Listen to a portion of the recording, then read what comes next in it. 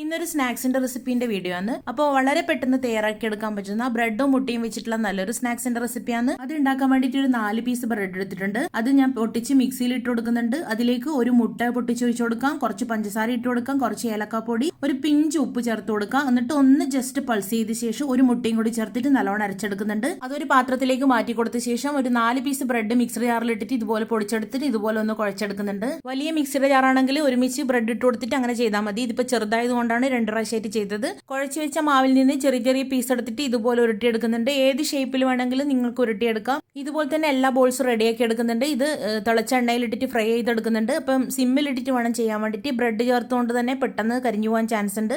അതുപോലെ തന്നെ പെട്ടെന്ന് അതിൻ്റെ കളറൊക്കെ മാറിപ്പോകാനും ചാൻസ് ഉണ്ട്. അപ്പോൾ തീ കുറച്ച് വെച്ചിട്ട് തിരിച്ചു മറിച്ചു ഇട്ട് കൊടുത്തിട്ട് നമുക്കിതൊന്ന് ഫ്രൈ ചെയ്തെടുക്കാം. ഉപ്പിന്റെ അളവ് കുറച്ച് ചേർത്ത് കൊടുത്താൽ മതി. ബ്രെഡിൽ ഓൾറെഡി ഉപ്പുള്ളത് കൊണ്ട് തന്നെ ചെറിയ ഇൻഗ്രീഡിയൻസ് വെച്ചിട്ട് പെട്ടെന്ന് ഉണ്ടാക്കാൻ പറ്റുന്ന നല്ലൊരു സ്നാക്സിന്റെ റെസിപ്പിയാണ്. ട്രൈ ചെയ്ത് നോക്കണേ. Thank you for watching.